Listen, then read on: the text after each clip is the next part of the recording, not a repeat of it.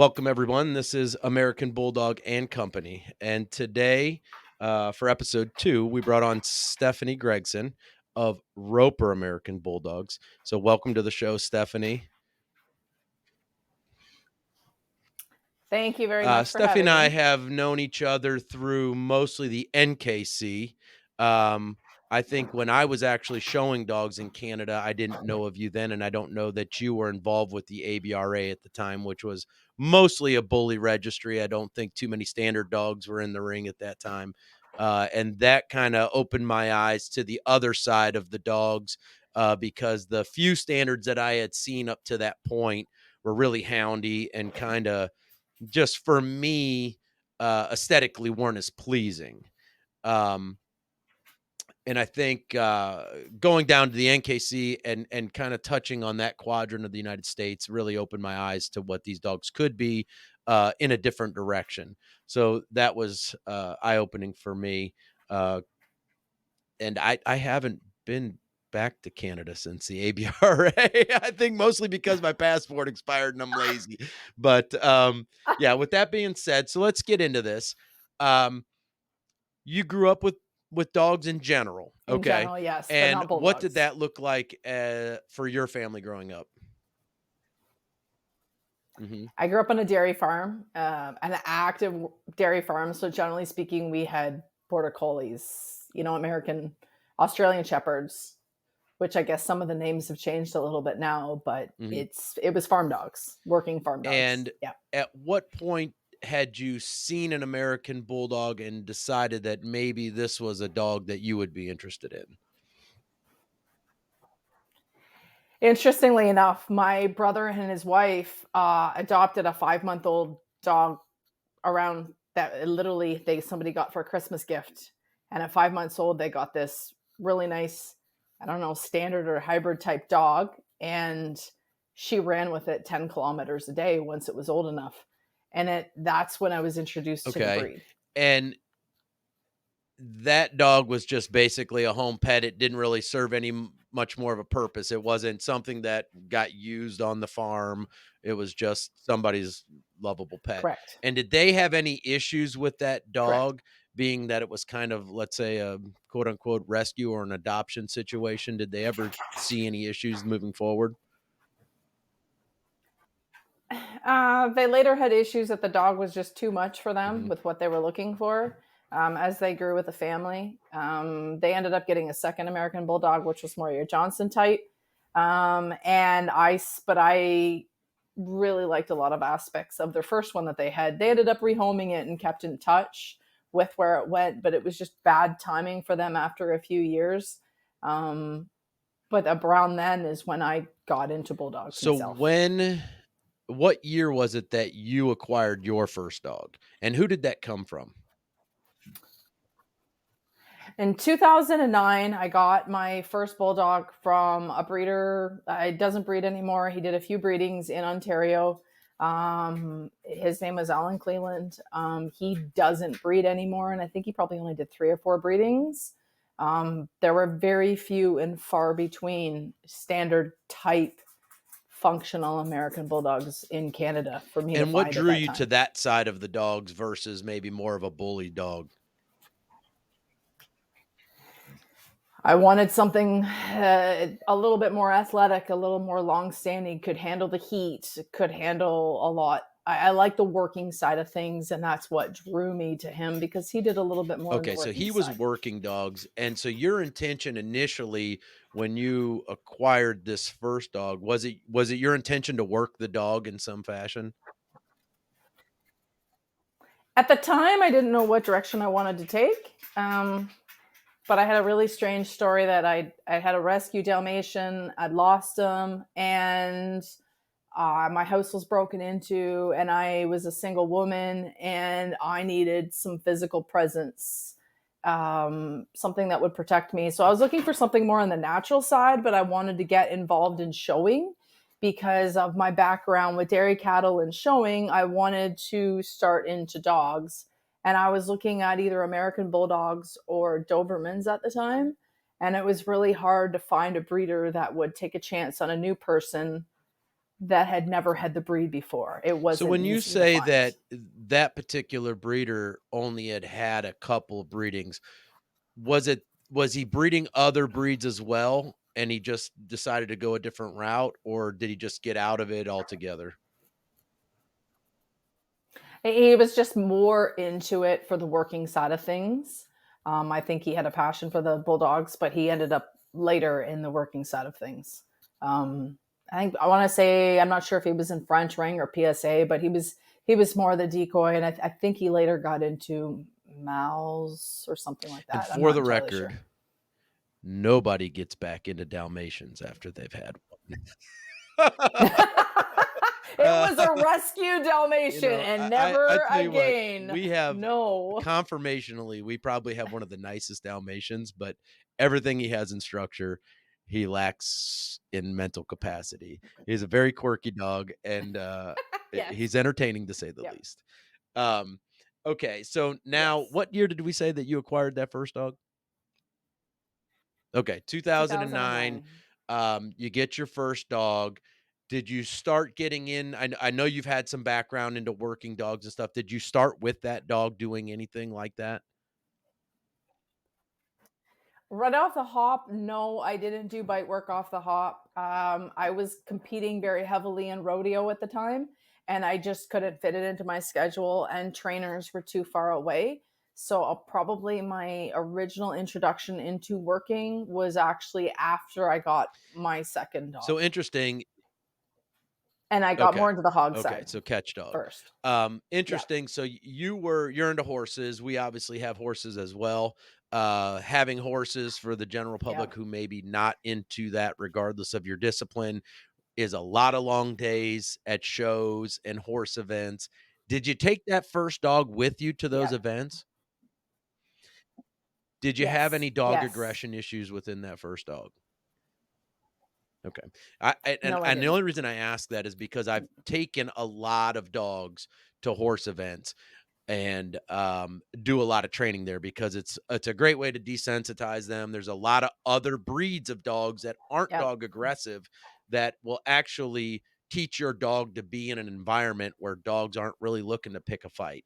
So it's always entertaining for me and interesting to understand like what environments have people really tried and tested their dogs in, to see how they'll yep, react around other dogs. Now, it's always difficult because once you kind of get into the showing aspect of American Bulldogs, you're going to a venue with a bunch of other big yeah, behavioral attitude type dogs that will stand their ground. So it kind of leads to a lot of chippiness, regardless, even if your dog isn't naturally dog aggressive.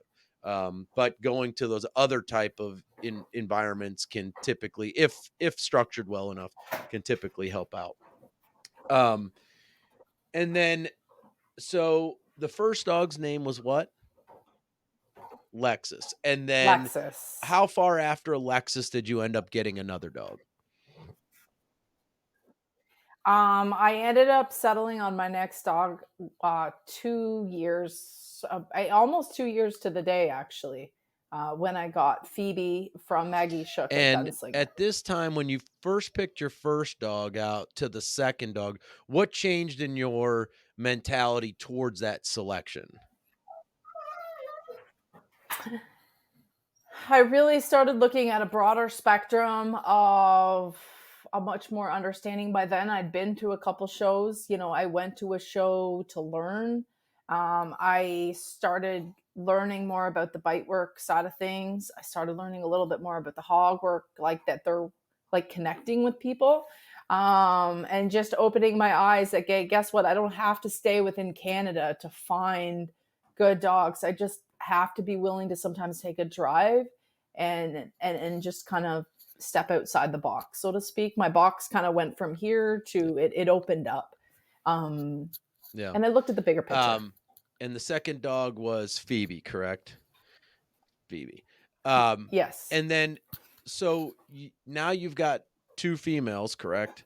And you decide, at what point do you Yep. decide that maybe you're now thinking about breeding, or was that always the intention from the get-go? Did you already, like, kinda have in mind, like, "Hey, I'm gonna start getting a couple dogs and seeing where this goes. I'm gonna learn more and then decide to breed," or did you after the 2nd dog, did you make that decision like, "Oh, maybe this is a thing I could do?" In the very beginning, I had full intentions of doing it. I just didn't know how to go about it, and I knew I had to go to shows and meet people and learn. Um, but I knew that I had to meet the right people to meet the dogs to learn more before I took that step. Um, so when I got Phoebe, again, I was very honest with what I was looking for.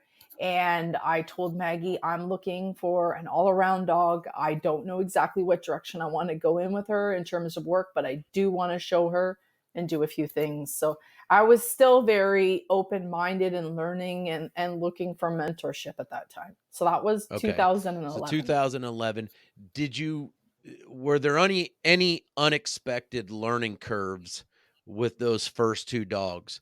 Did you I know for myself, I got a couple males in the beginning, way before ever thinking about breeding, and I learned a hard lesson pretty quick. Did you have anything that kinda showed up pretty early that you knew like, "Wow, okay, this is gonna be a little different than just or having or owning just a, kind of what I'll call a cookie cutter breed?" The people, the the people. I learned real fast. It wasn't as much about the dogs. It was the people that you're working with. And people weren't honest. And as honest as I could be with people, people quickly made it into a competition and out to get you. It was a tough start in the beginning, but I was adamant about my path, and I just kept doing everything right and made, a few mistakes along the way. I owned up to them, but I think the biggest Yeah. challenge is the people. Like when you get into a breed, you want the people to teach you.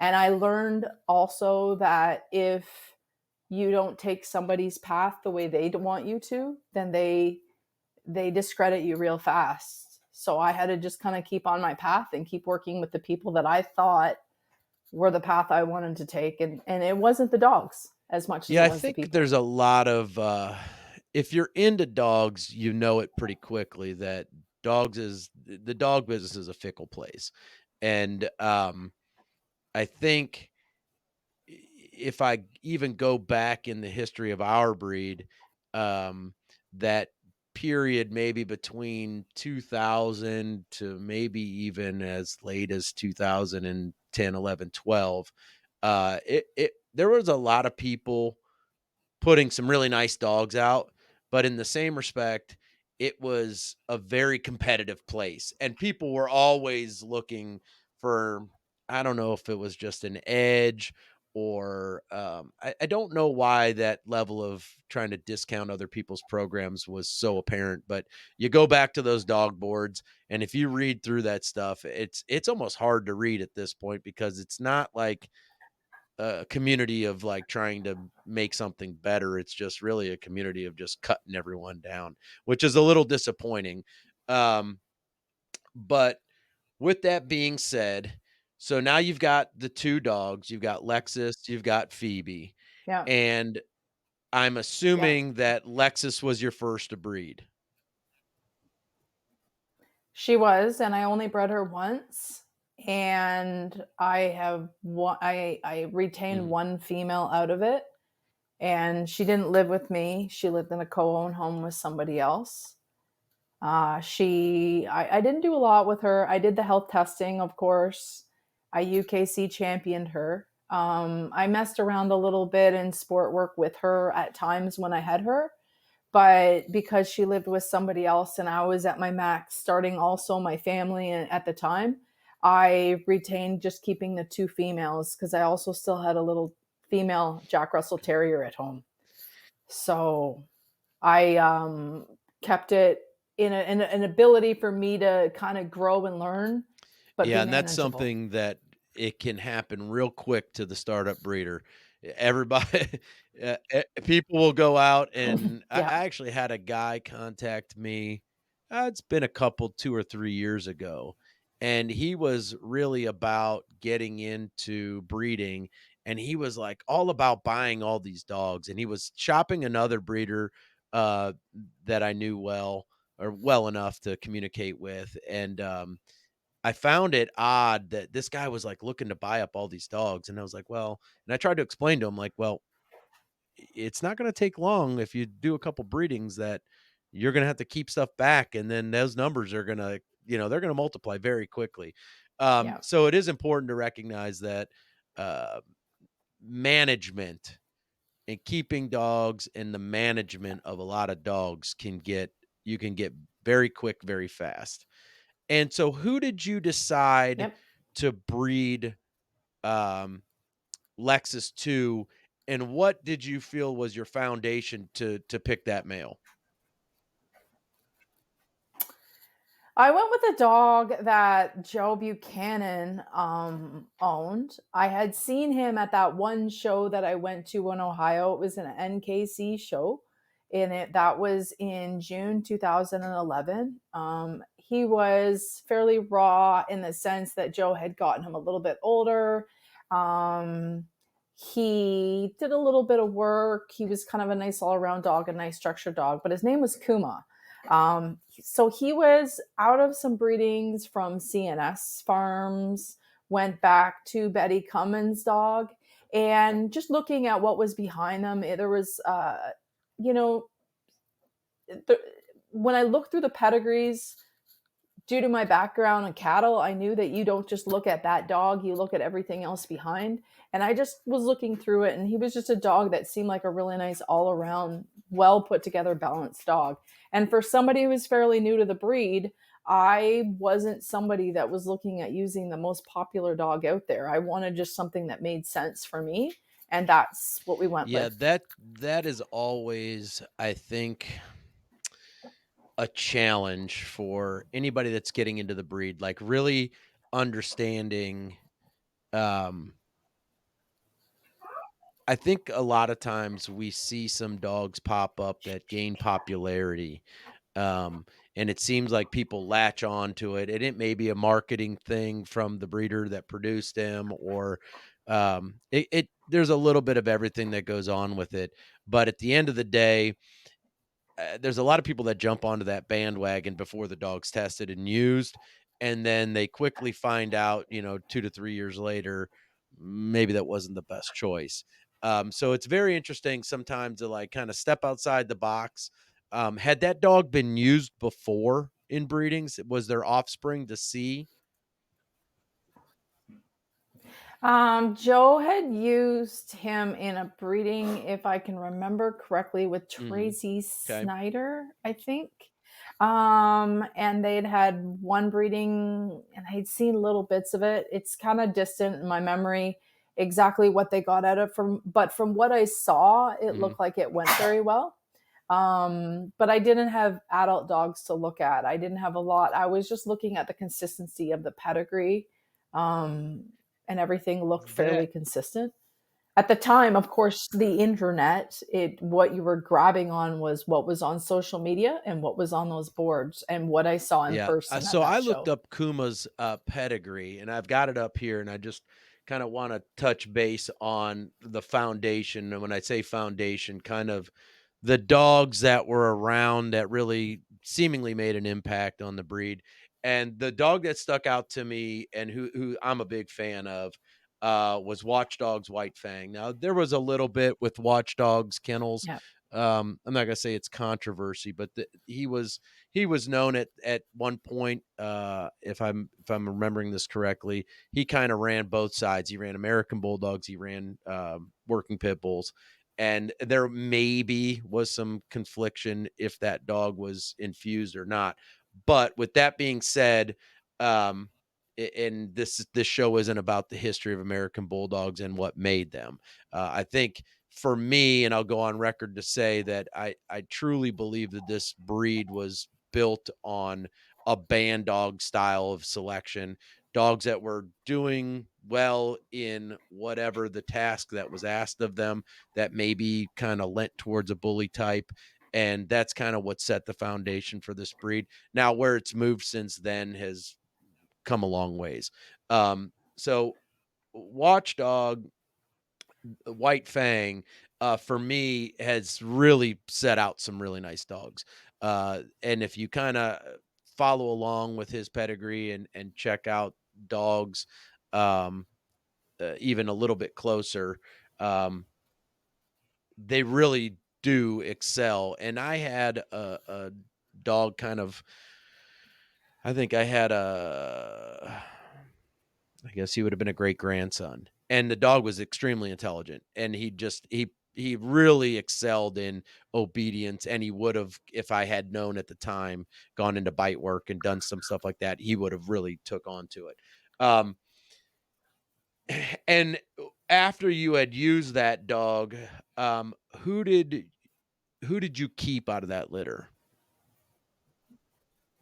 I kept one female back.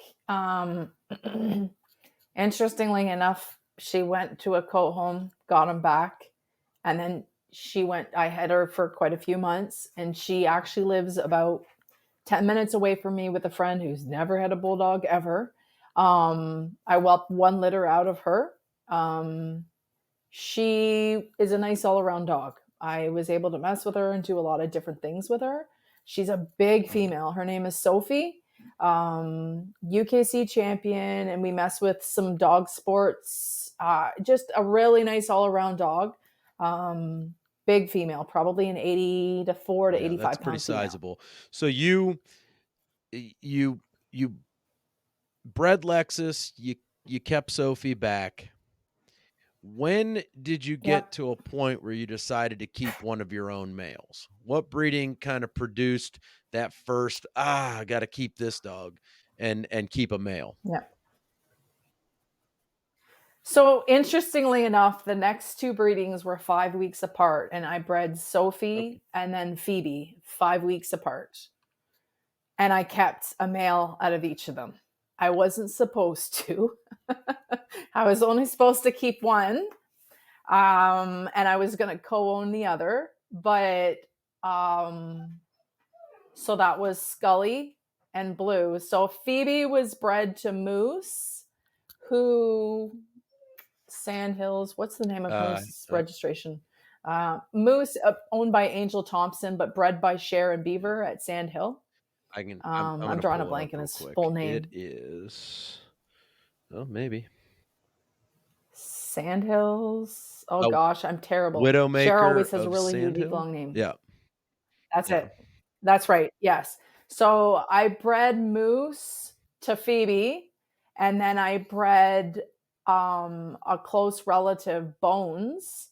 Both of them Mhm. were preacher's sons, and I bred Bones, who's I'm the only person to ever use that dog. I bred Bones to Sophie, 5 weeks apart. So I had two litters 5 weeks apart. Thought I was crazy. My ex husband, maybe that's why I'm divorced. He thought I was crazy. But I literally drove down, did one breeding. The timing laid out. I drove back down, picked up one female, brought the other one back in South Carolina, and then went back down. I got the other one and brought it back. So the intention was to keep one out of the moose litter and co-own the male out of the other litter. Okay. So I want there's a couple things I wanna touch So on here, and yeah. if it's too personal, just stop me, but I've yeah, so No, it's I okay. myself, am a product of a divorce, and I would say that a good bit of it was the dogs.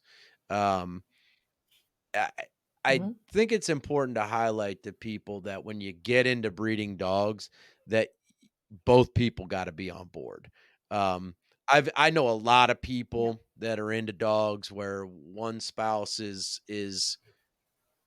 kind of in all in on the dogs and the other person is just kind of like dealing with it. But when you get into this breed specifically, um, it can be very stressful. I mean, there's a lot of things, just the dogs themselves can be Yeah. destructive to themselves and to other stuff. And then inversely, um, there's always that chippiness between same sex and or just in general with the dogs, that can actually build a lot of stressful situations, especially in a house. Um, and it's always interesting to me, um, how much something like this can impact people. And I think people should understand that moving into breeding, that it doesn't really matter what breed you're into. If you're a type of person that's going to be all in and just want to do this thing for what it is, there's a sacrifice to make, and you better both be on board. Otherwise, it can lead you down the wrong path. Yeah. Um, and then it's no fun to be stuck with however many dogs by yourself. I can tell you that right now. There's a lot of work that goes into dogs Yeah. daily, and there's just a lot of work that goes into dogs in general. Um, Going back to doing two breedings technically at once, I've been down this road now twice. Once by choice. Well, no, I don't think either were by choice, to be honest with you.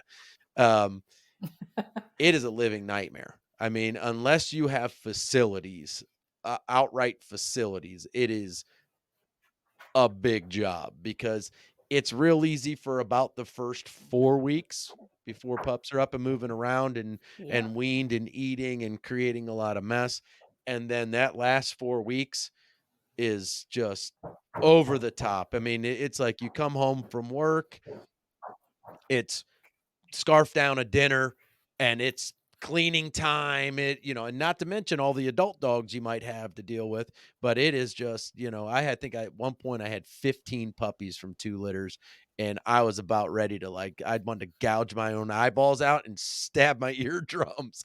I just couldn't do it. I said I would never do it again. Um, did you have kind of the same similar experience having those 2 litters so closely? It was tough. It was super tough. I mean, I thought I was doing it just because it was good timing, and I didn't have a good setup at the time. I've refined my setup over the years to make life easy. I did not Yeah. have a good setup at the time. It was created a lot of work. Yeah. Um, yeah, I think I've had one other overlap once. I wouldn't do it again. I would avoid it at all So, costs. kind of on the topic, but kind of not on the topic.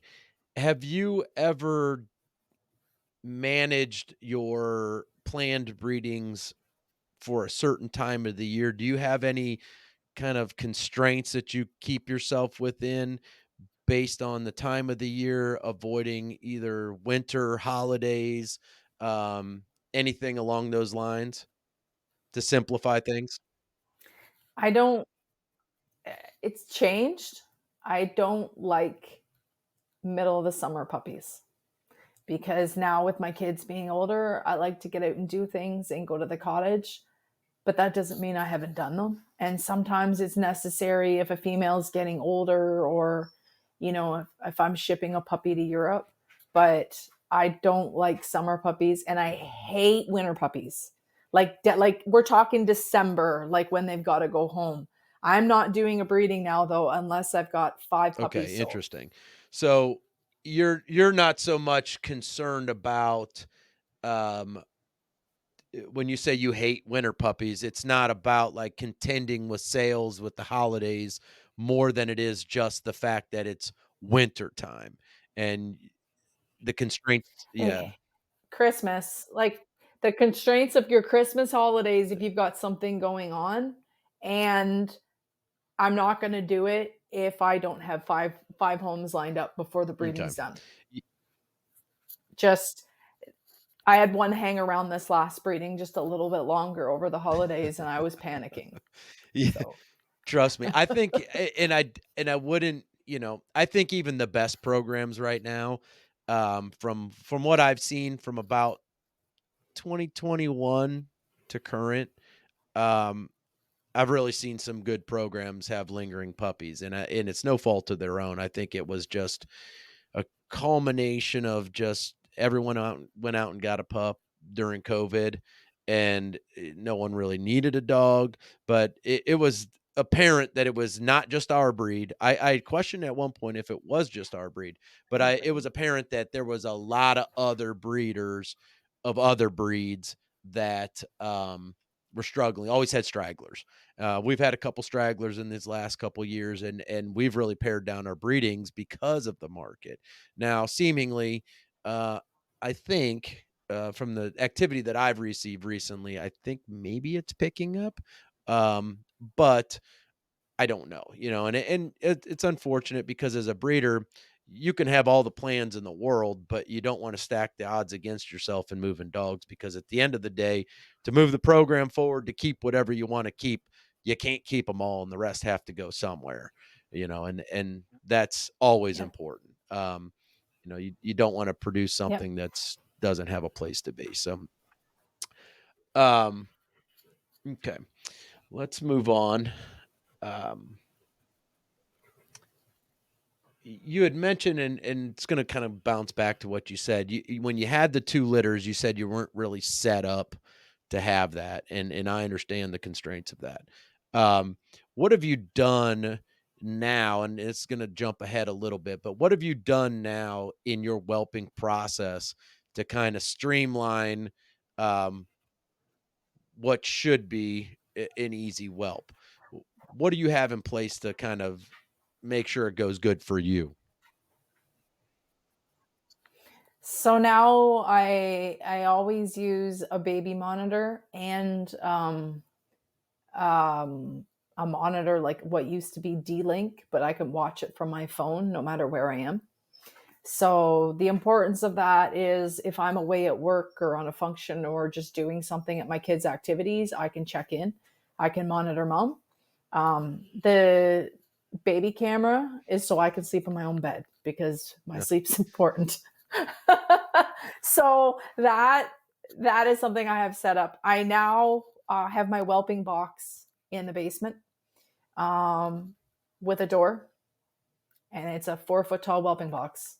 I don't want that mom to have any stress. I don't want any other dogs in the house going near them, especially if it's a co-owned female that doesn't live here. And my house dogs think, oh, hey, I'm going to wander down there. Well, that's a good way for a mom to jump up, fly off the top, step on a puppy. So I try to minimize stress as much as possible and keep them separate and away. I have a finished basement. It's not like they're stuck in a cold storage.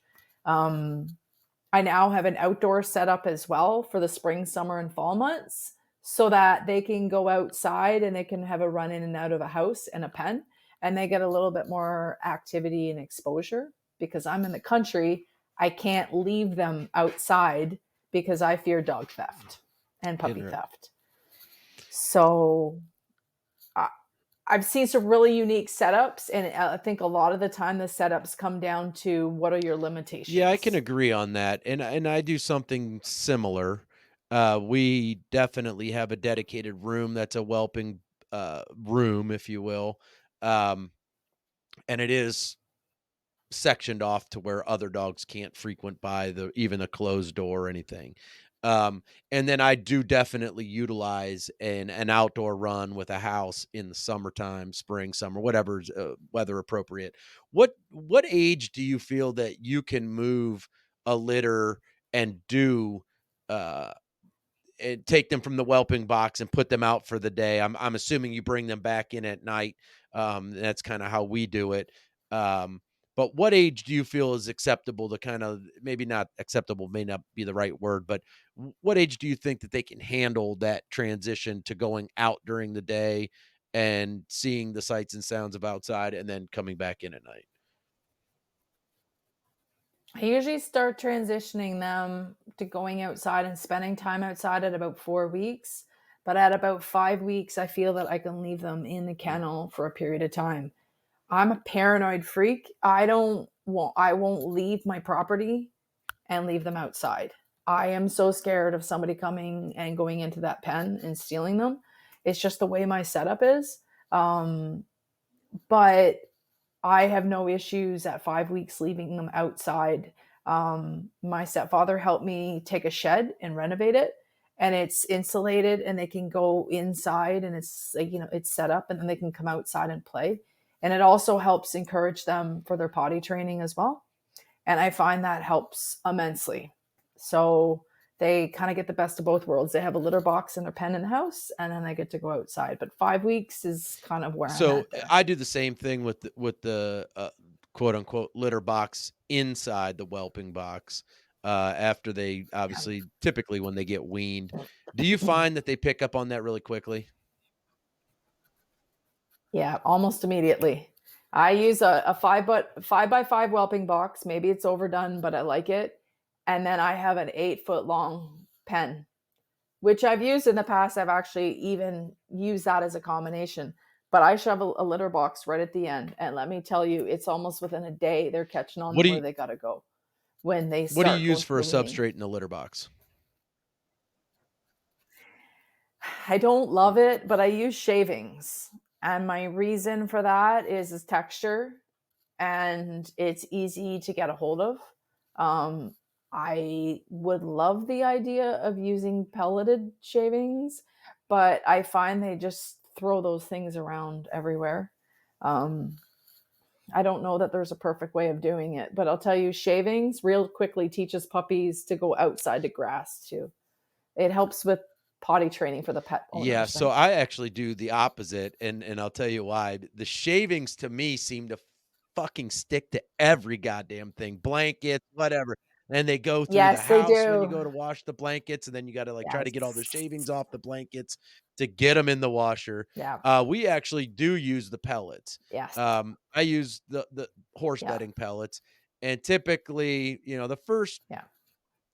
day with it, it typically is a little weird because it's still in pellet form. But once they start peeing on it, then it kind of starts to break up, and you can get maybe a day or two with it if you kind of use it like a cat litter and scoop out the big stuff and leave kind of the mix it around a little bit, keep the full pellets and intermixed, and it kind of gives them enough footing to where they can to work around. And then I think it's like every 2 or 3 days we end up scrapping it and starting over again, depending on the age. I've d I've debated trying that because not only is the shaving transfers to blankets, but the dust. So that's why that pen is in a different room. This is kind of like my furnace room, and I find that the dust kicks up in the air. So it has to be in a different room. So I've debated it. I see everybody using like cute little litter boxes, and I think, well, mine play in it. Like they're Yeah, crazy. So I'm not gonna tell you that there's less dust. The dust is the whole room, by the time I get done with the litter, it probably takes me 2 full washings from the ceiling to the floor to get, like, everything out of there, and it's just yeah. bulldogs are just dirty. I don't know what it is, but, so let's go back, we talked about that a little bit. So when you got in early and you had the first two bought females and you do the litter, you keep another litter or another female and it goes into co-own, and then you do two subsequent litters and have two males now. um uh, Yeah. at what point did you learn about or know about what I'll call health testing? It's kind of a broad term because everybody has done it a little differently. But when did you decide that, okay, this is part of my program? I health tested my first dog, my very first dog, Lexus. But I at the time, all there was NCL, and ick was still like not even really talked about too much.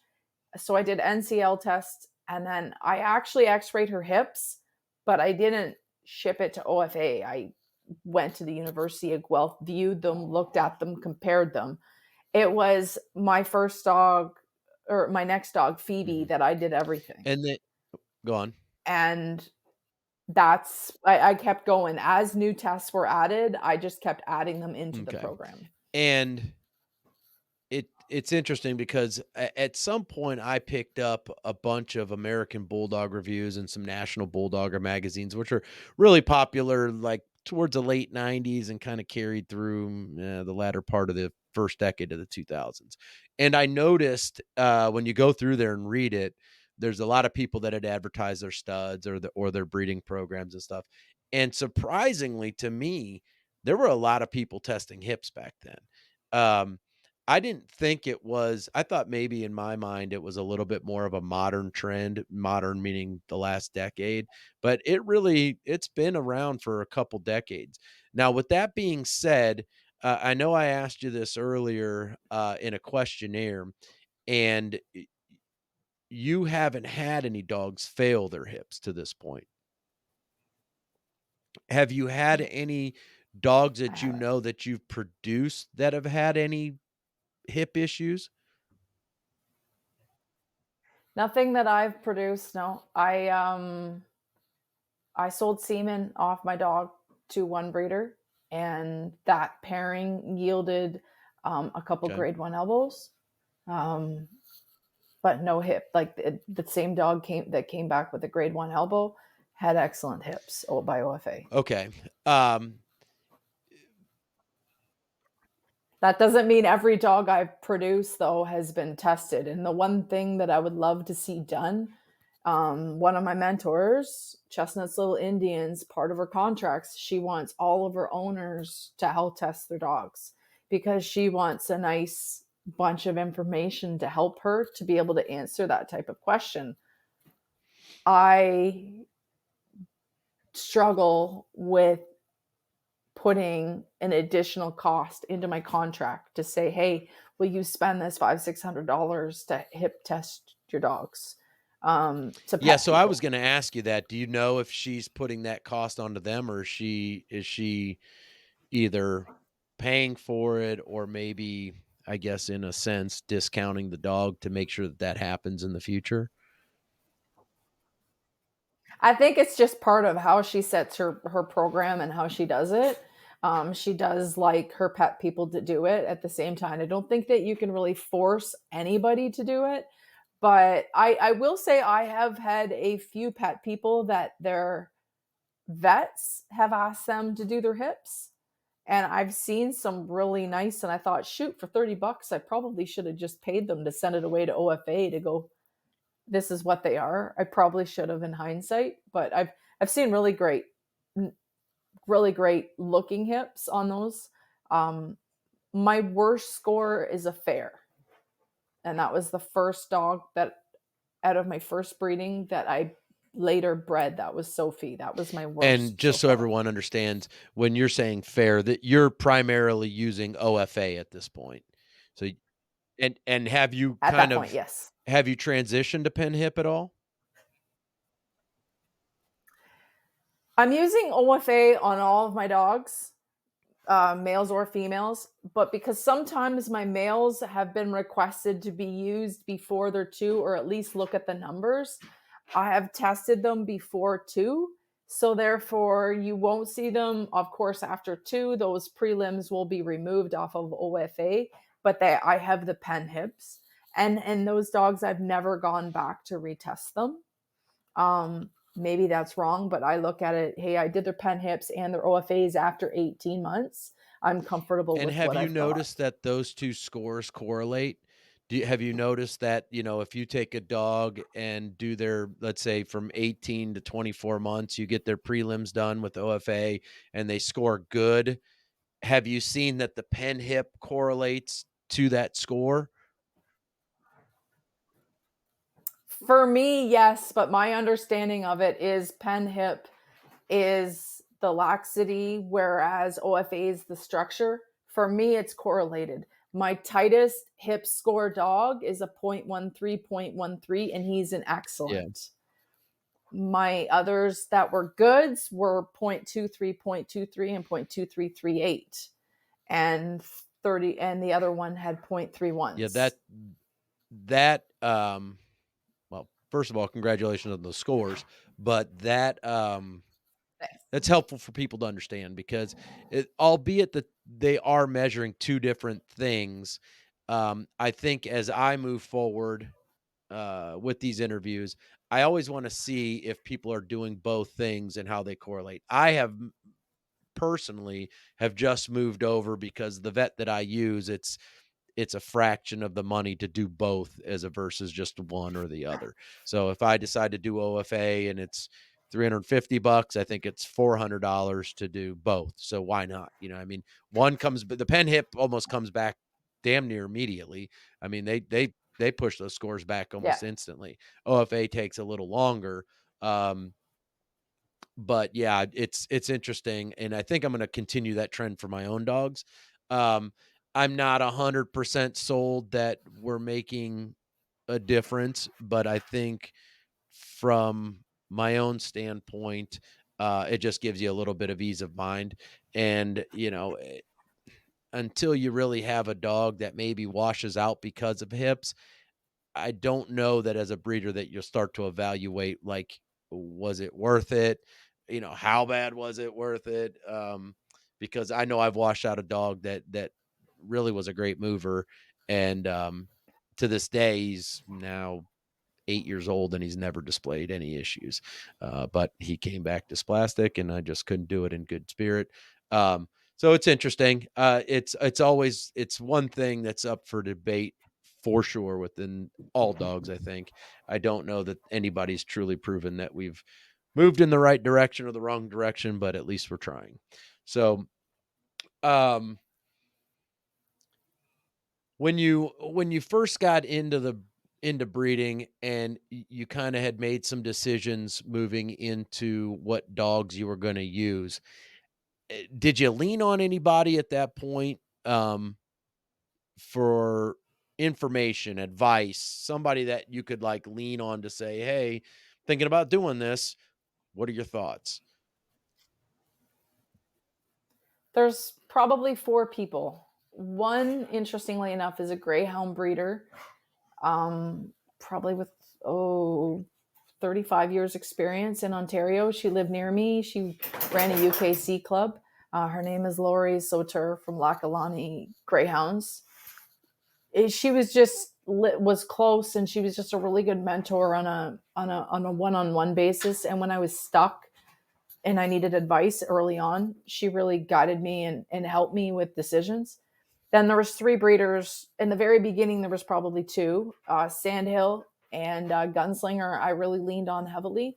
Um, Not too long into it, I started leaning on Chestnut's Little Indians. Um, just following their way. I saw what they were doing. I liked what they were doing. And I took bits and pieces that I made work for me. And it seems to be working for me. And I still have my own way, but I have a lot of influence from Maggie Shook, from Sheriff Vansicle and Beeve, and then now from Giza at Chestnut's Yeah, Little it's Indians. it's interesting with I'm not sure how to pronounce her name. You said it Giza or Gesa. I'm not quite sure. I think I Okay. So probably I'm gonna say go it with wrong. Gesa, but, it seems There you go. like in Europe, there's definitely a different standard when it comes to breeding. I think it feels like it has a little, and I may be totally off base with this, and this is just my own personal opinion, but, I feel like it has a little bit more of a professional feel to it, maybe. There's a lot more heavily more influence on the workability of the dog. Um, and it just seems like there's a little different methodology, if you will. I know that there are some breeders in the United States within the American Bulldog community, um, that have taken a liking to that methodology. Um, and it seems like going back even further, if you go back into that late 90s, early 2000s, if you looked at a pedigree, you would see, you know, 4, 6 shots of one dog within first 5 to 6 generations, and people were just crunching down and just trying to influence the blood with one dog, very concentrated. And I think more recently now, if you see someone post something on social media and they put the pedigree up and you look at it, a lot of dogs now are scatterbred. It just seems like a lot of people jump around from kind of what we touched on, which was just a popular dog that, looked typey. It seemed to put out a lot of litters, and they were like, "Oh, I'm gonna use that one." And then the next time, the next generation, like, "Oh, I'm gonna use this," and they're totally not related. Um, so it's interesting because I've always been more now that I'm kind of further along. I kind of fall back on going back to breeders that I feel like I can recognize their dogs very quickly without being known who they are. And I go back and I kind of look at their pedigrees, understand how they got to where they did and what they've done in line breeding. Um, this may be jumping a little bit ahead, but did any of those 3 people mentioned, did they, um, did they push you into line breeding early, or did you kinda play around with some outcrossing up front and then decide to make that move into line breeding? I think I was very fortunate that the people that guided me in the beginning didn't really push me in a certain direction. They have their own style and their own way, their own opinions. I am probably the one that chose to go with the more scatterbred at the beginning. I chose what made sense looking at the dog in front of me, knowing the litter mates, what they look like, and hoped and prayed it worked out because there's an art to it and there's a science to it. And you can only make your best educated decision. And then from there, I tried selecting out what I thought was the best dogs. Um, Keep in mind, my background comes from dairy cattle genetics and showing and judging livestock. So I have a strong background there. So it probably guided me in that. And maybe that's why I was maybe a little less pushed in that direction.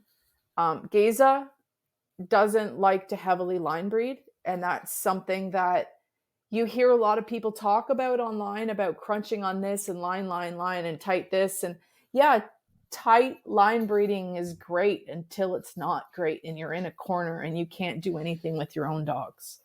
So I started out scatter breeding and then I kind of later kind of I float out and I float in at times depending on the So dogs. I'm gonna touch on a couple things here. So first and foremost, and I've heard this in other interviews, um, Gase is from Germany, correct? And so in Germany, Correct. I know with the shepherd community, there's a standard. They're not allowed to breed tighter than a 3-2. So I think there's a mentality there about inbreeding, um, that maybe cultural, maybe just legalities. I don't know. But I know for sure within the shepherd community, they can't get any tighter. Um, with that being said, do you feel that you've had greater success in outcrossing versus line breeding? And Yes, what do you feel the I have. differences are in let's say 2 litters, 1 outcross, 1 line bred? What did you see that made you feel like the outcrossing was better? I might not be enough generations deep enough, but my early outcrossing yielded some really nice dogs. And I'll go back to that second and third breeding that were 5 weeks apart. I talk about Scully and Blue, my two dogs, the dogs at each of those, but there was also Mickey, and there was also a couple nice dogs out of Blue's breeding that some were seen around and some weren't. Um, I really liked what I got out of those outcrosses, and they were nice looking and they worked. And structure wise, everything was on point. Where you probably are going to start seeing some people might think differently of that though, because I've had some tighter, maybe inbreeding, let's call it loose line breeding. You're seeing some success in my last few years, but I have a lot of success in my outcrossing when done correctly. And I guess maybe I'm saying that was because I go out and I come back in, and I really don't crunch too tight too long. And maybe it's just because I haven't been doing it long enough to say, hey, I'm doing this litter after litter after litter. I'm just not comfortable. And when somebody said on my on Blue, breeding him to his daughter, I love the idea of what he was saying, but I wasn't comfortable with what could potentially come up and how I'm going to be responsible if traits are popping up that I'm not comfortable and I don't want to represent. So I've shied away from too tight.